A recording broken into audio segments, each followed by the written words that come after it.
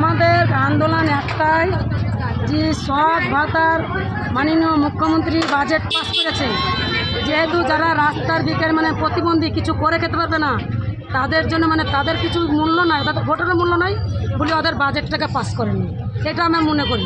BDO সাহেব কি বললো? বিডিও সাহেব আমাদেরকে আশ্বাস দিলে রাজ্য সরকার আজ থেকে কিছুটা একটা ঘোষণা করেছিল প্রতিবন্ধী ভাতা বাদবাকি ছাড়া বাদবাকি সব বাড়িয়েছে। এখন নতুন একটা যুবশ্রী বাড়িয়েছে, সেটাও 1,000 টাকা দিয়েছে। তা ওরা প্রতিবন্ধী না, আমরা প্রতিবন্ধী। আমাদের 1,000 টাকা আছে। আর আমাদের যদি ভাতা না বাড়ায় তো আমার একটা লাইসেন্স, যেটা লাইসেন্স যারা পাবলিক 21 থেকে যারা 40 বছর পাবলিক আছে তারাই প্রতিবন্ধী, আমরা প্রতিবন্ধী নয়, আমরা জানোয়ার। আমাদের ভাতা বাড়ালে না, আর উত্তর যতক্ষণ নিব না ততক্ষণ ছাড়বো না। আজকে একটা প্রতিবন্ধীকে মেরে এটাকে লোকের সামনে মেরে ধাক্কা চলে গেল একটা পাবলিক, যতক্ষণ আর উত্তর দিবে না ততক্ষণ আমরা এই অবরোধ। তাহলে মূলত আমাদের প্রত্যেক মাসে যেন 5,000 করে ভাতা দেয়, এটা আমার দাবি। এটা আপনারা কার কাছে দাবি রাখছেন? ভিডিওর কাছে। ভিডিও এখন ডিএম সাহেবকে বলবেন, এখন মুখ্যমন্ত্রী, প্রধানমন্ত্রী, প্রেসিডেন্ট টাকা বলেছিল, ভিডিও ম্যাডাম জানে এখন।